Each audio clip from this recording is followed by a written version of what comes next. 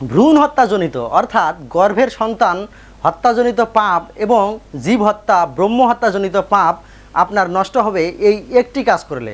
তো শুধু ভক্তসজ্জন বলছি সামনে আগত কামিকা একাদশী ব্রতের কথা। এই কামিকা একাদশী ব্রত আসছে 21 জুলাই। তো এই ভিডিওতে আলোচনা করব কামিকা একাদশী কবে, কিভাবে পালন করবেন, একাদশীর পারণ মন্ত্র, সংকল্প মন্ত্র এবং এই কামিকা একাদশী ব্রত পালন করলে আপনাদের কি ফল লাভ হবে।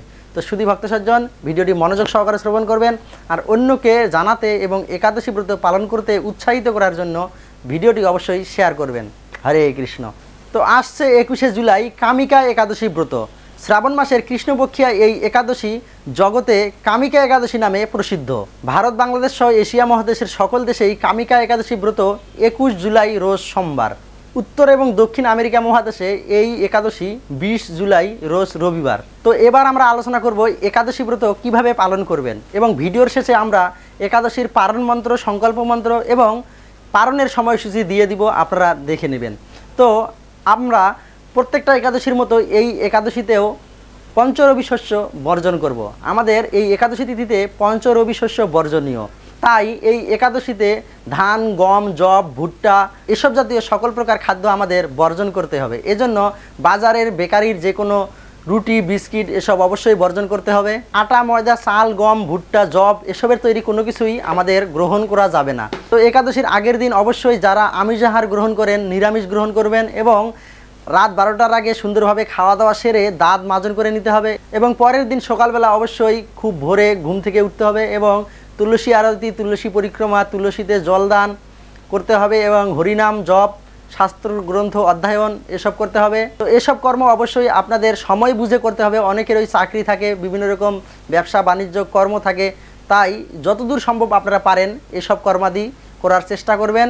এই একাদশীর দিন অবশ্যই মিথ্যা কথা বলা, পরের সমালোচনা এবং অবৈধ সঙ্গ বর্জন করতে হবে। ধূমপান যারা গ্রহণ করেন তারা এই একাদশীর দিনে অবশ্যই, যদি একাদশী ব্রত পালন করেন, এই ধূমপান ওই দিনটা অবশ্যই ত্যাগ করবেন।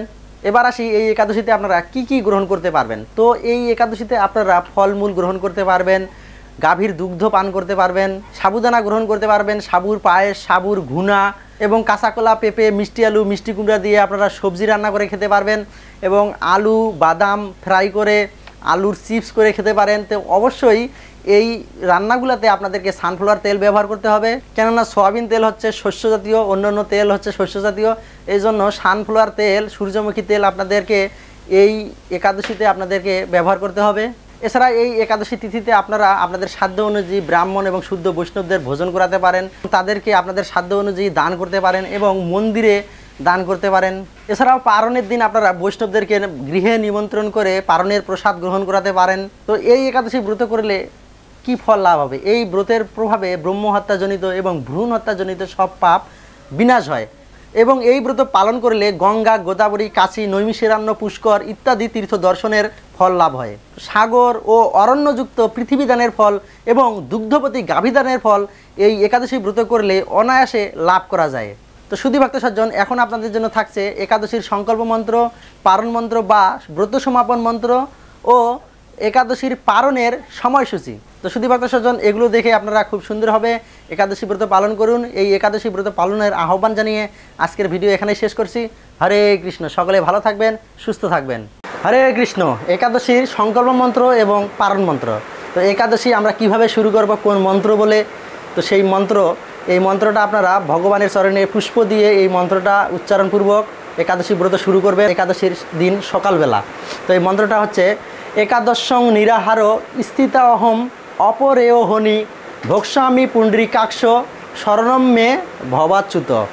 এরপর একাদশীর পারণ মন্ত্র। তো এই মন্ত্রটা বলে আপনারা ভগবানের নিবেদিত প্রসাদ গ্রহণপূর্বক পালন করবেন। তো এই পারণ মন্ত্র হচ্ছে একাদশাং নিরাহার ব্রত নানেন কেশব প্রসিদ সুমুখ নাথ জ্ঞান দৃষ্টি প্রদ ভব।